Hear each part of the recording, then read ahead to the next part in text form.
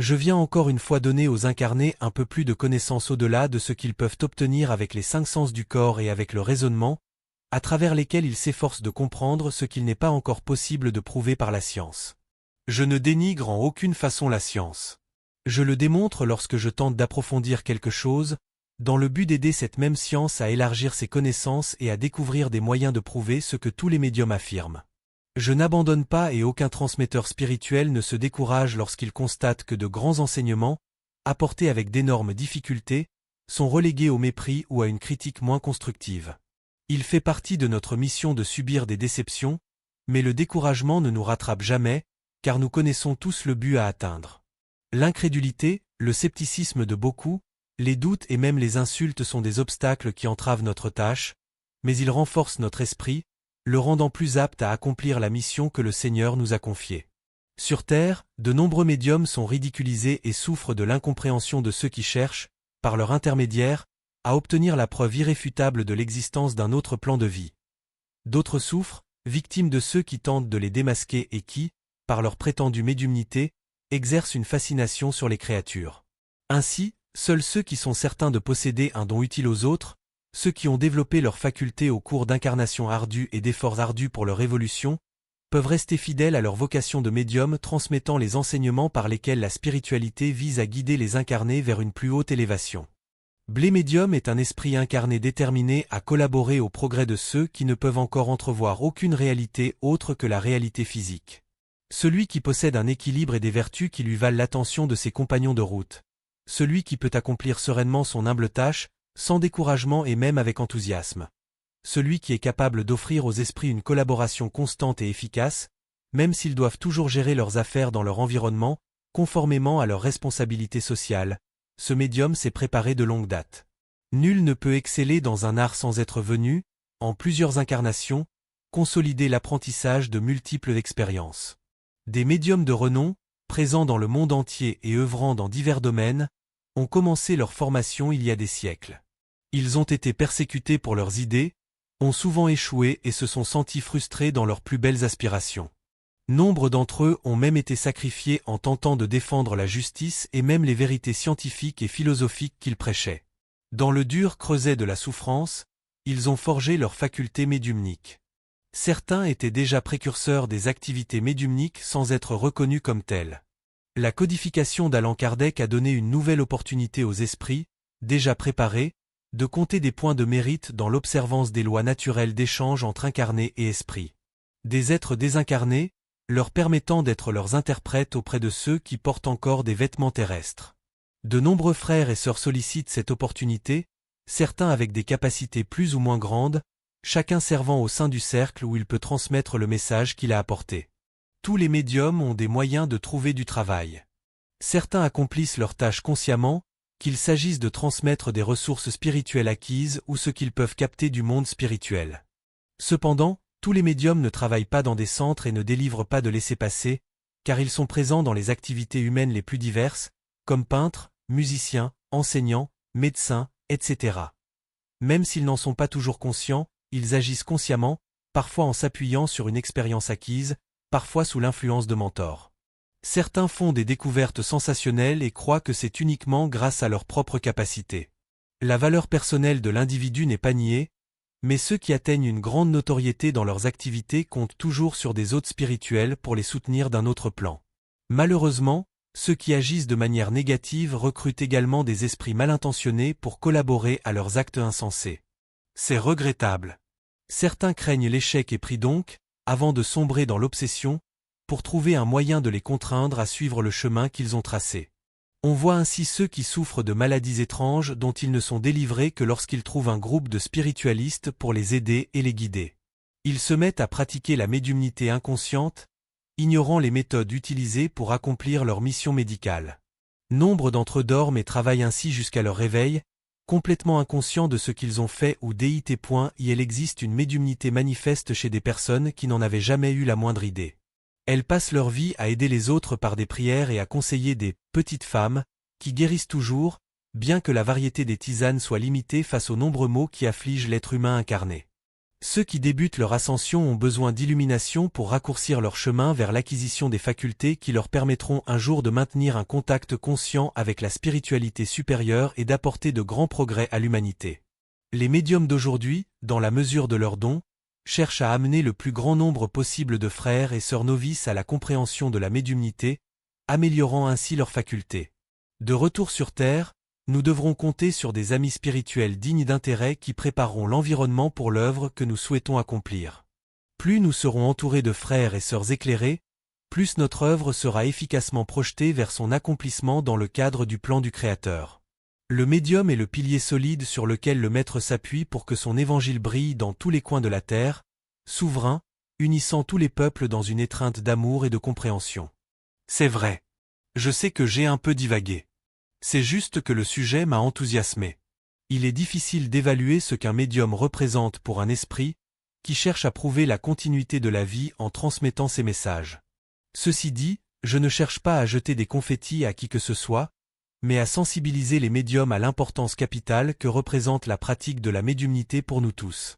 C'est pourquoi nous sommes heureux lorsque nous savons que nos proches avancent, en utilisant leur médiumnité, pour construire un monde meilleur demain. Message du 24 février 1975. Priez et veillez. Jésus a recommandé qu'avant de prier, nous donnions révérence envers Dieu et faire la paix avec nos ennemis. J'ai profité des vacances pour chercher de nouveaux sujets. Je ne peux pas toujours vous apporter de nouvelles idées, ni à vous ni à mes amis intéressés par mes écrits. Cependant, je m'efforce de vous apporter de nouvelles perspectives afin que vous ne vous lassiez pas des répétitions. Cependant, il est souvent nécessaire de répéter certains enseignements, car ils sont fondamentaux. Par exemple, prier et veiller. Prier, à quoi cela ressemblerait-il? Nous pensons que la prière consiste à se connecter à Dieu. Très bien. Comment y parvenir? Certains récitent des chapelets de prière et n'atteignent même pas la moitié de leur connexion mentale avec la divinité. Alors, de quelle manière? Voyons voir. Il a déjà été admis que prier, c'est communiquer avec Dieu, et nul familier avec les évangiles ne peut ignorer comment cela se fait. Jésus nous a conseillé de prier simplement, sans multiplier les mots, et comme exemple de prière, il nous a enseigné le « Notre Père ». Il nous a également recommandé, avant de prier, de révérer Dieu et de faire la paix avec nos ennemis. Il nous a aussi recommandé de nous aimer les uns les autres comme il nous a aimés. Il nous a appris à pardonner pour être pardonnés, à faire confiance au Père, qui ne nous abandonne jamais, et à prendre exemple sur les oiseaux du ciel et les lys des champs. Jésus nous a enseigné bien plus encore. Alors, qu'est-ce que la prière, ou plutôt comment prier? Offrons à Dieu, chaque jour, l'effort que nous avons fourni pour vivre selon les conseils de Jésus. Disons à l'entité suprême que demain nous nous efforcerons de faire mieux. Soyons reconnaissants pour la journée que nous avons vécue, pour les expériences qui nous ont été offertes, et ainsi, le cœur ouvert, conscient que le Père reçoit le message, nous pouvons lui demander de nous bénir et de nous aider. Voilà comment nous devrions prier. C'est aussi simple que tout ce qui est véritablement supérieur. La spiritualité, pour être atteinte par nos prières, doit être visualisée clairement et naturellement.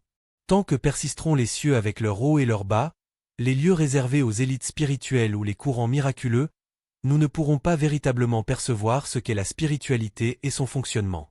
À ma mort, je n'ai pas immédiatement réalisé que je n'étais plus qu'un esprit, tant tout autour de moi était réel.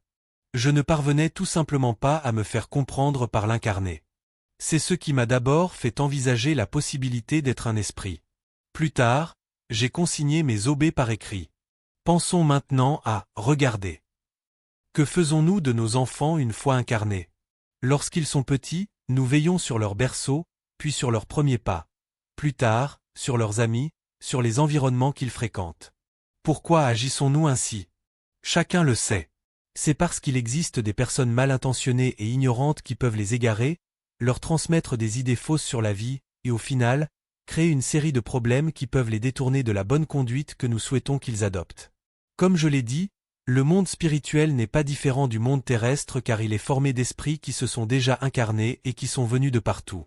Les bons comme les méchants se désincarnent, et dans le monde spirituel, continuent de penser comme ils se sont incarnés.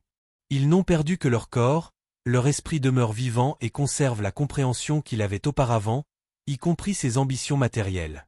Il est difficile pour un esprit peu compréhensif de se détacher des choses terrestres, c'est-à-dire de ses possessions, car ses idées demeurent les mêmes. Si une personne dans cet état n'est pas conduite vers un lieu de repos où elle puisse équilibrer ses idées et être guidée vers l'apprentissage spirituel, elle deviendra obsédée.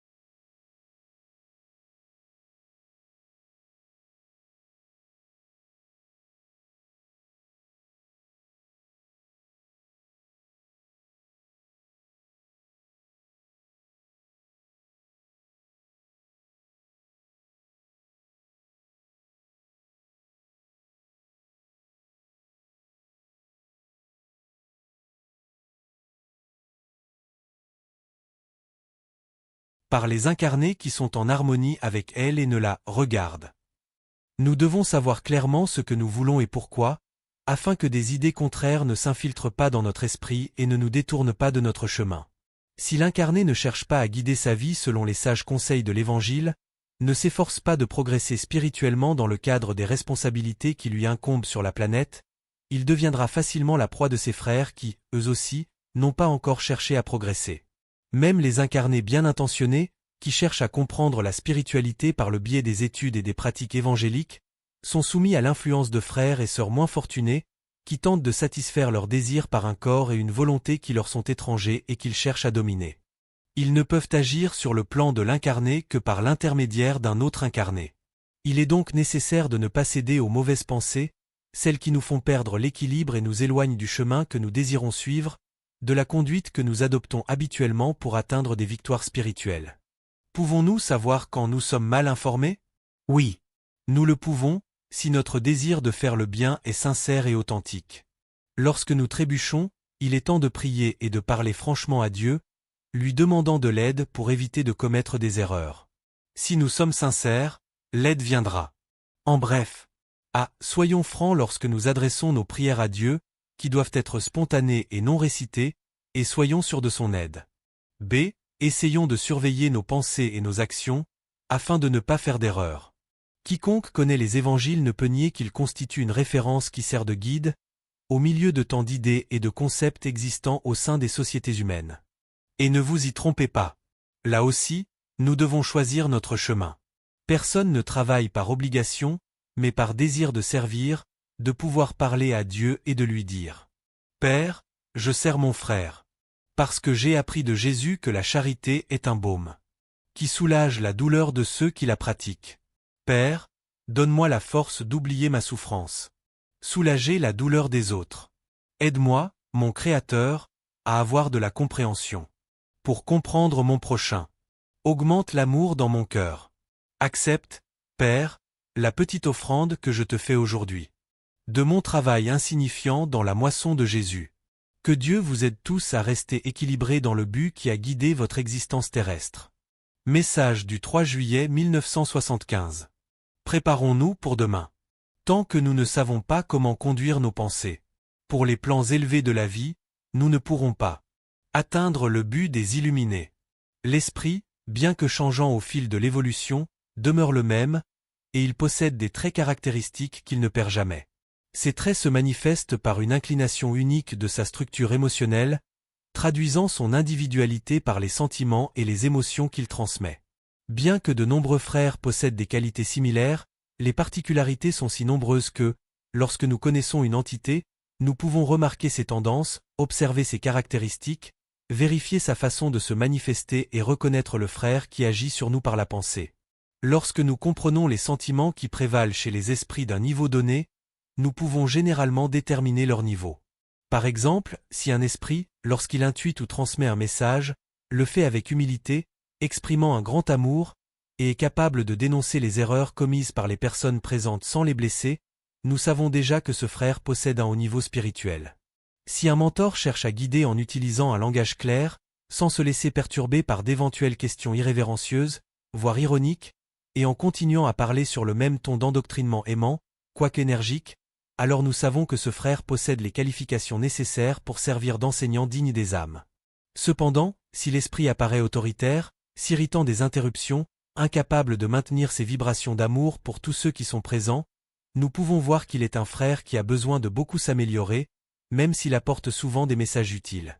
Vous devez comprendre que nous ne devons pas rejeter les enseignements d'une entité désincarnée simplement parce qu'ils ne sont pas d'un niveau spirituel élevé.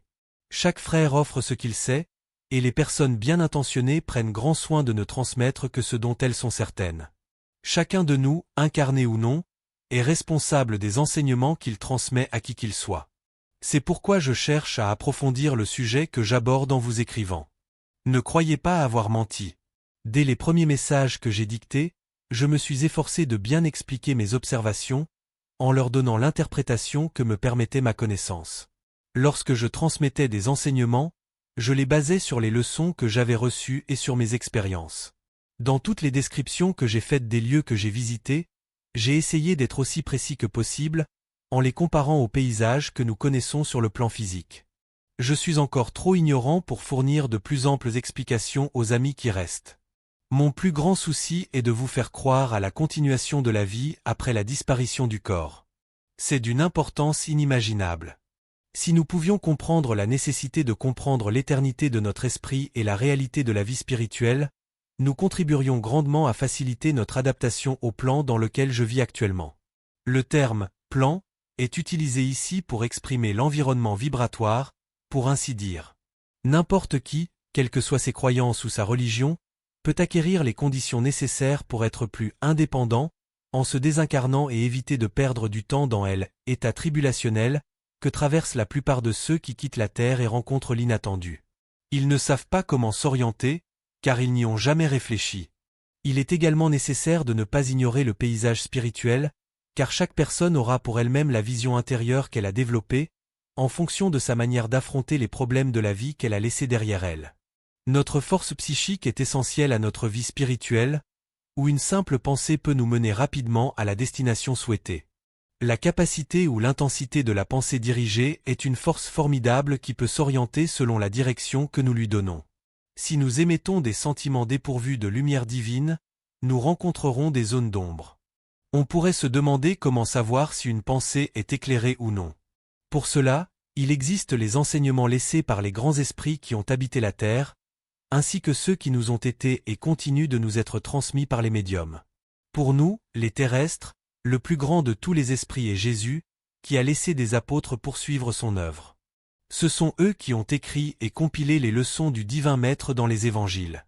Il suffit de lire, de bien comprendre et de suivre les conseils donnés. Vous saurez, incarné ou désincarné, sur quel genre de pensée vous devez vous concentrer pour entrevoir des rivages agréables, trouver une compagnie élevée, ressentir la chaleur d'une amitié sincère et d'une collaboration spontanée. C'est pourquoi nous disons que chacun recherche ses affinités. À ma mort, je n'ai pensé à rien d'autre qu'à l'idée dominante d'annoncer ce qui s'était passé à mes proches. Après avoir soupçonné ma mort, j'ai été un peu perturbé, mais il y avait tant à faire que je ne pouvais m'arrêter pour réfléchir. Lorsque j'ai finalement arrêté, j'ai commencé à me sentir étourdi et titubant. J'ai pensé à Dieu, aux esprits gardiens, et j'ai mentalement demandé de l'aide. Immédiatement, je me suis senti soutenu par 2 frères venus, je ne sais d'où, et qui m'ont conduit vers un juste repos. Si je n'avais pas prié pour la protection divine, je n'aurais pas reçu l'aide dont j'avais besoin si vite.